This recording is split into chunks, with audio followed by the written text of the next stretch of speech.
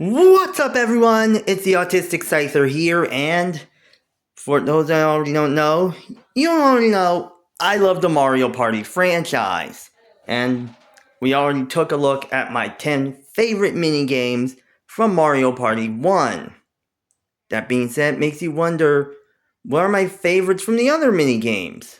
Well, in this case, we're going to take a look at one of the next minigames next list in the Mario for those from the Mario Party series with Mario Party 2.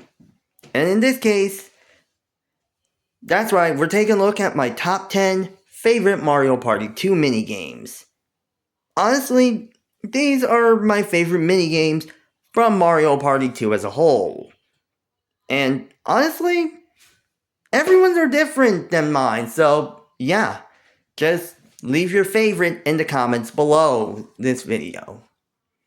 And without further ado, let's get started. Starting off first at number 10, we have Hammer Slammer. Honestly, does anyone remember those old carnival bell ringing mini games where you basically try to ring a bell after hitting something with a hammer?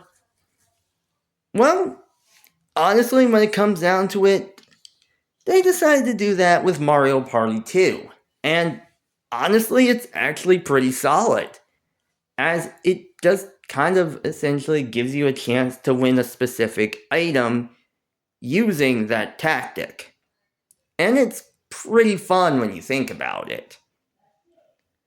Granted, the fact that it can backfire when they revisited it with recent Mario Party titles is kind of scary, to say the least.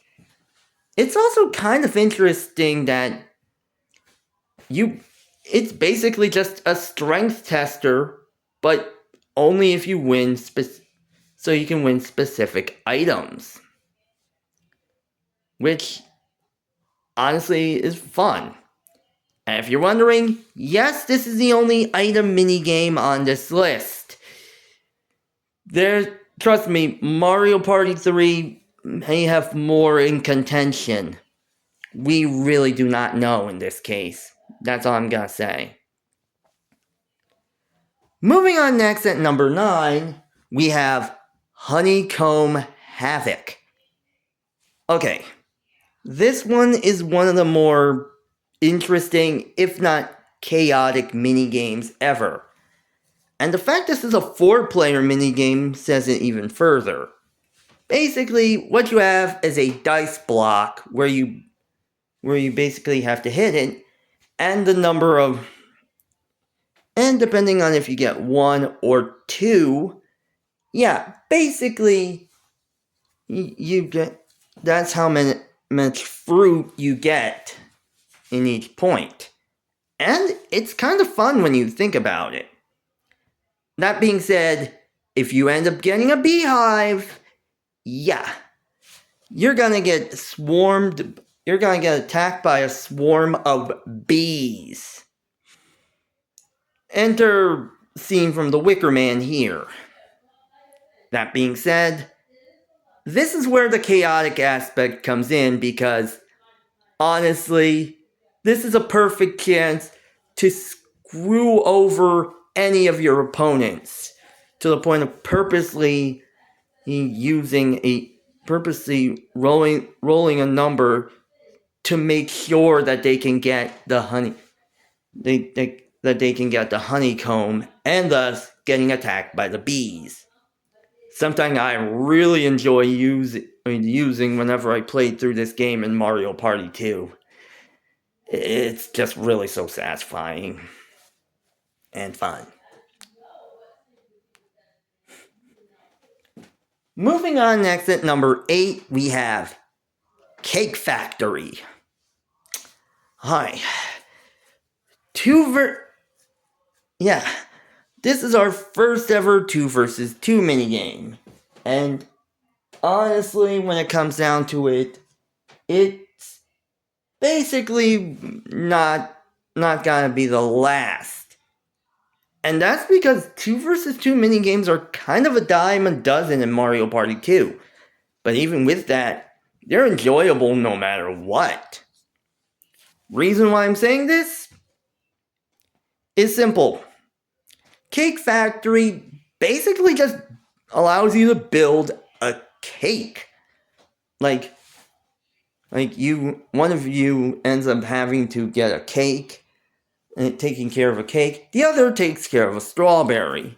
And you basically have to put the strawberry, and you have to assemble them with cake first, then strawberry. Of course, you can essentially get a little confused and put a cake on top of a cake or a strawberry before the cake. But even with that, it's kind of fun in a mundane sort of way. Which really does say a lot, but yeah, future Mario Party minigames will have possibly a food-based minigame, so yeah, keep an eye out.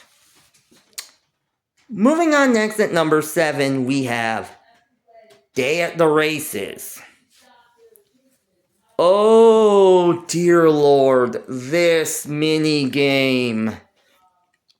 Honestly, when it comes down to it, battle minigames are always a dime a dozen. And there's always gonna be those one minigames that's gonna be a fan favorite no matter what. But even with that, battle minigames are still kinda crazy to say the least. Case in point, Day at the Races. In this case, you're basically just choosing between one of 4 racers. A Babam, a Boo, a Swamp, and a Womp. And basically you have to choose which one, and you have to choose your racer, and basically pit them against each other in a race to see which one of them will win.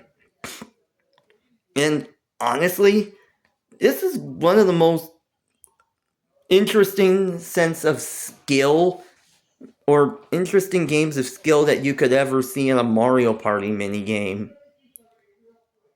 Honestly, for most people, yeah, I'd have to say the only reason I liked it, Day at the Races, is because of the runaway guys. Because the fact that they played through this game so many times in a battle minigame, it's kind of funny to say the least that they would basically just end up playing something like this to the point of just having to deal with this. And either way, it's hilarious at the same time. And honestly, I can see where they're going at. It is just crazy. Moving on next at number 6, we have Roll Call. Honestly, when it comes to minigames, some of my favorites are the button mashers. As honestly, you basically get a chance to just press a specific button multiple times in hopes of getting the most. In hopes of your efforts being enough to win. However, considering I kind of have a very solid memory, kind of makes sense this one would be one of my favorite. Basically, in this case, you more or less have to count. You have a group of enemies like Boos, Babam, individuals like Boos, Babams, or even Goombas, and you have to count them to see how many there are. And honestly, it's kind of crazy. It is a crazy thing, but it's very easy to basically enjoy. And naturally, yeah, I'm one to essentially figure this out no matter what. To the point I've won this every time I've played the game. Yeah, just wait until Mario Party 3 minigames gets into it. You're gonna see a certain game get on there. I guarantee it. Moving on next at number 5, we have Filet Relay. Honestly, as much as Bobsled Dash is kind of amazing, Filet Relay is kind of interesting. Not only is it a 1 versus 3 minigame, but you're basically playing as penguins trying to get a fish at the end for the remaining so your penguin brethren can feast. Granted, the one player has an entire way to essentially go in order to get the fish to the brood, to the penguin brood, but the 3 players have to work together, and it's kind of interesting to say the least. Not to mention it's a button mash minigame, so if you're a skilled button masher and you're doing it fast enough, you can essentially reach the end before the final, before the one player, before the others get there. Well, before the 3 get there, if you're the 1 player, or before the 1 player gets there if you're part of the relay team. It's fun no matter what. That's all I gotta say. Moving on next at number 4, we have Looney Lumberjacks. Yep, yet another 2 versus 2 minigame. And honestly, basically, if we're talking about mundanity, a lumberjack minigame really does say a lot.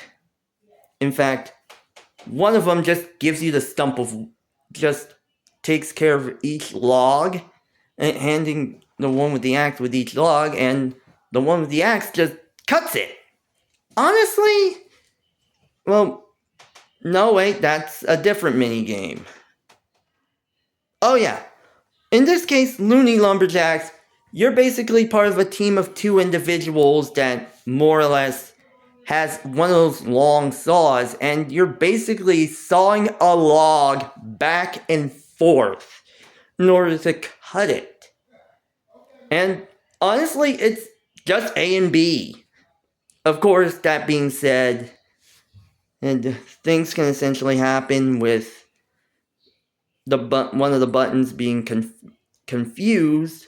But even with that, it's kind of funny. And if you're working with playing the game with 4 players, honestly, you're just gonna have to basically work together in terms of communication. And naturally, it all buffs out. Just hope that you and your partner have perfect communication, because if you don't, you're not gonna win. That's all I gotta say. This will be continued in part 2.